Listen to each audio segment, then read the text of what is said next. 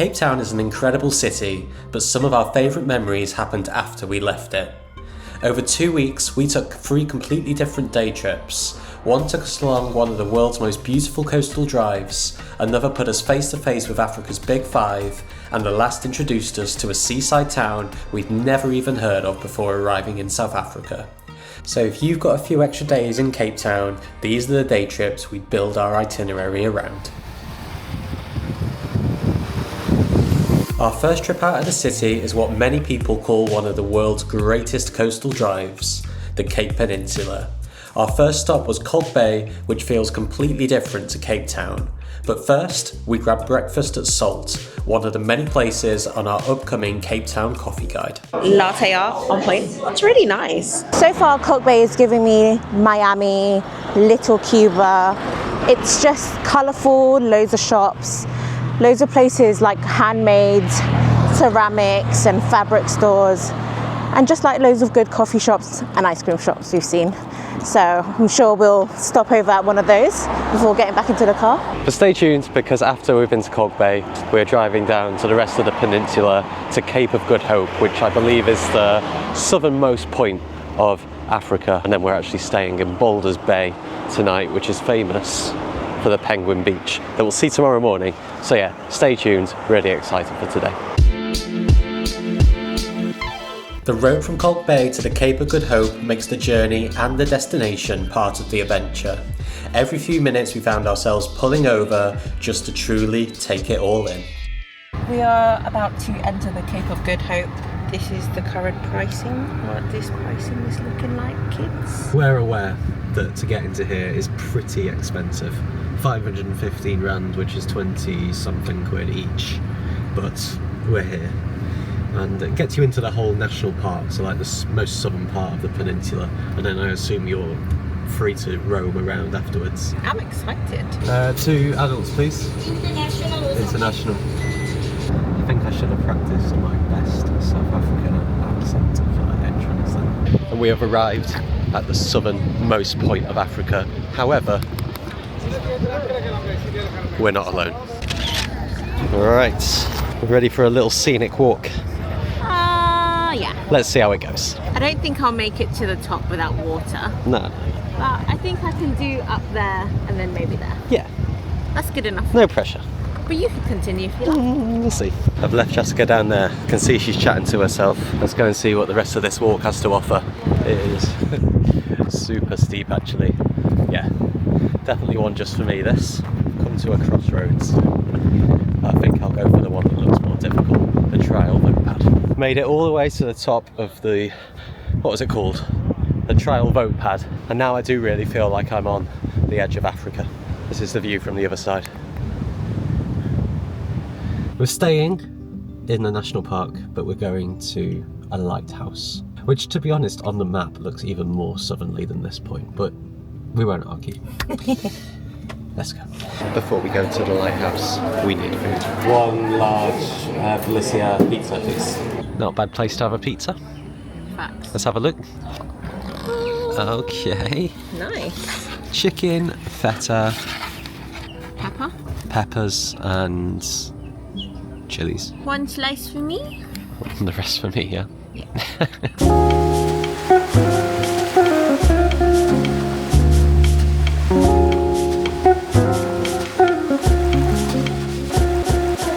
So good news is that there's actually a funicular that takes you to the lighthouse. Well, most of the way to the lighthouse. There's still some stairs that we're clearly procrastinating going up right now. Any words of wisdom? Don't feed the animals. Don't feed the baboons. I think I've only just realised that when you get to the lighthouse, you can't see the lighthouse. Rather than driving all the way back to Cape Town, we decided to spend the night right next to Boulders Beach. It meant we could arrive before the crowds the following morning and hopefully spend some time with Cape Town's most famous residents. Good morning. So we're here at Boulders Beach just before it opens at 7 AM and we're trying to find the bit where apparently you don't need to pay to get in. So following some videos that we've seen, just going to walk down this boardwalk, and hopefully we find an opening to a beach. Okay, just after I said that, I can see them in the distance. Let's keep going. We've got a dassie ahead. Dassie. Good morning. Did you know that they're related to the elephant? Elephant? Yeah. No, I didn't. Right here. Why are you making so much noise? Oh my gosh. God, we've not even got to the beach yet. Something tells me we're going to see quite a lot of these today. African penguins have lived along this coastline for thousands of years, with Boulders Beach becoming one of the few places in the world where you can see a wild colony this close.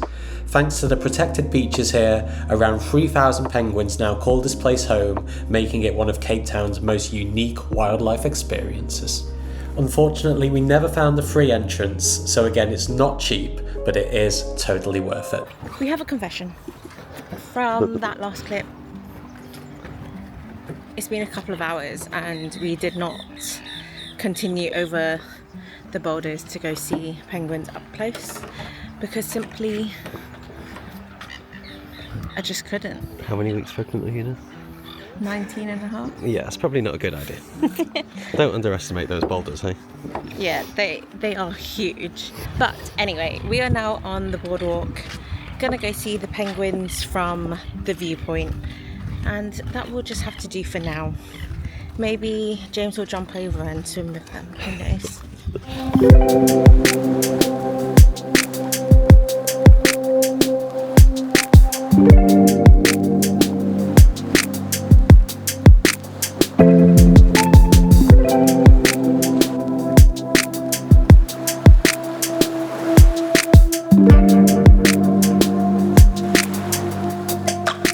Penguins don't sleep for long. They basically take short naps throughout the day. Something about like they either sleep on land or they basically like sleep floating in the water. Or stood up. Oh yeah, that's it, stood up. Yeah. But floating in the water. If you're only going to hire a car once whilst you're in Cape Town, the Cape Peninsula would be our recommendation. You get to pack so much into your time here. Afterwards, we made our way back to Cape Town, ready for more city fun and our next day trip. Day trip number 2, and now as much as we'd love to have gone to the world-renowned Kruger National Park for a safari, it's actually over 1,000 miles from Cape Town, so that will have to be saved for another trip. However, what many people don't know is that just 2 hours from Cape Town is Aquila Private Game Reserve, which offers the chance to see some of Africa's most iconic wildlife in a single day. It has been a few days. We are here today hoping to see the big 5 and maybe some other animals. I think there's like 172 potentials on the list, but of course us and everyone else are here for the, let me make sure I get this right, it's not that difficult to remember, but just in case.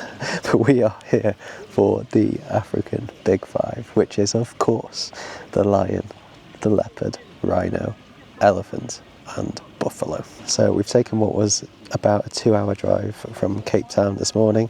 We do not have the car today. We actually booked this through Get Your Guide, which includes the transfers to and from the city centre. So if you're interested in doing this tour yourself, the link will be down below in the description.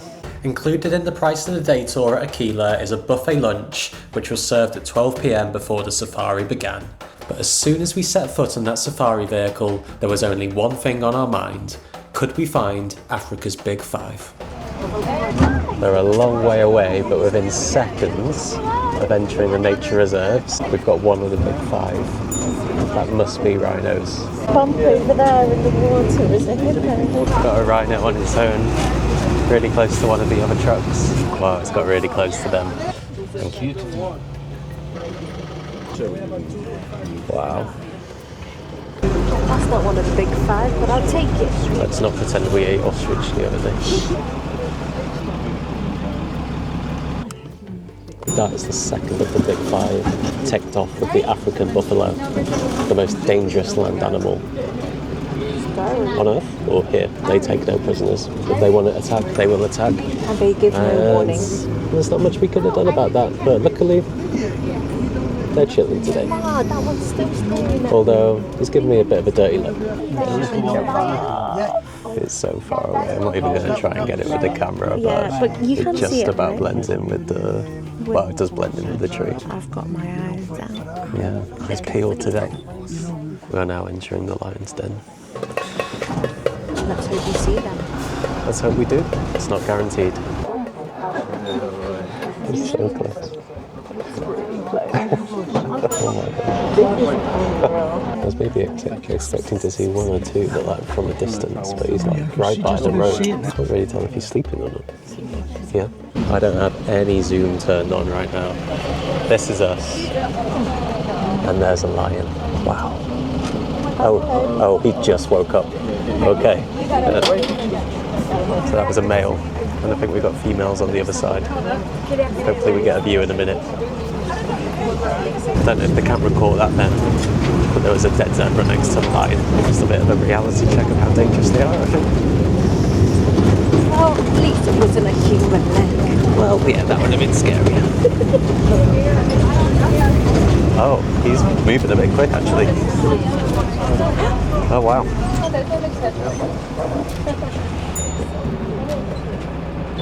Four out of 5. And that's unheard of. Leopards are famously elusive, but what we missed in leopards was more than made up for by the incredible zebras and elephants. Seeing 4 of Africa's big 5 in a single afternoon is something we'll never forget. And if you're staying in Cape Town and only have time for a day trip, we'd definitely recommend Aquila. It might not replace a multi-day safari, but it's an unforgettable way to experience the African Big 5 without travelling all the way across the country.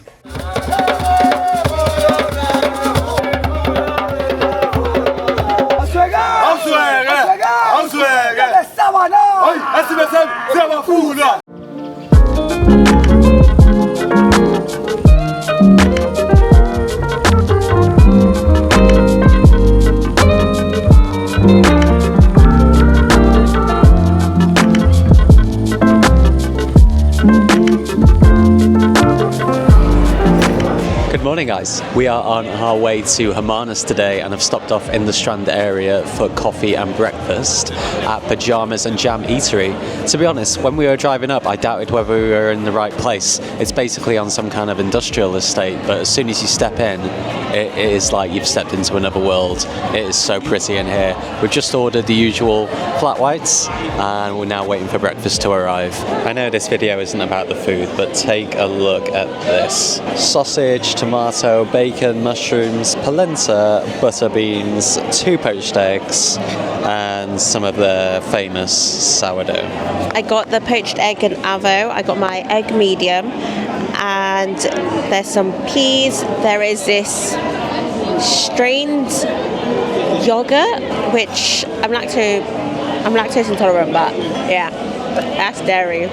Oh, I don't remember what the bread was because I didn't get the vegan one. Oh, it's a brioche bread. On a brioche bread.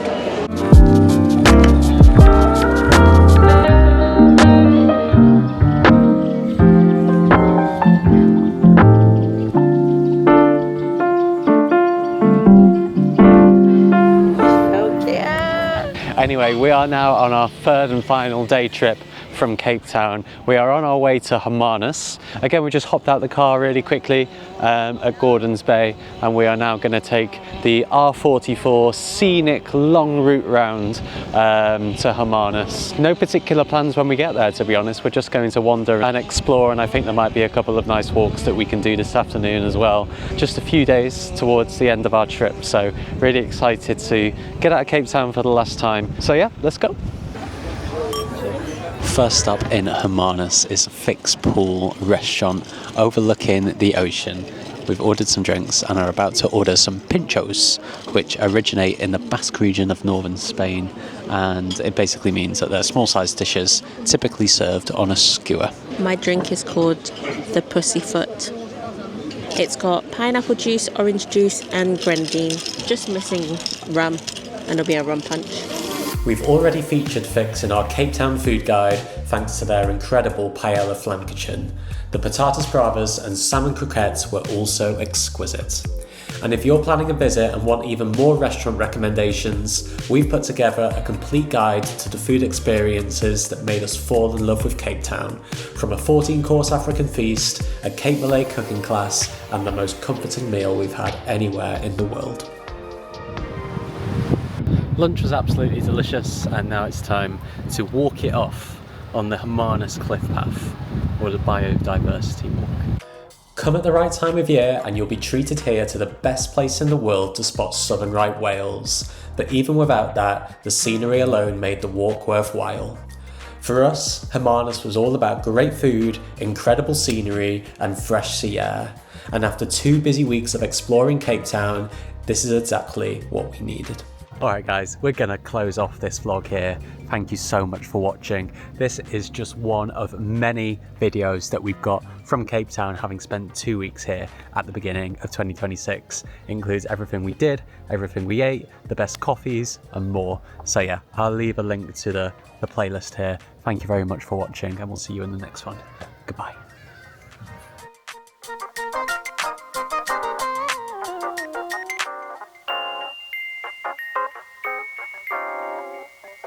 Thank you.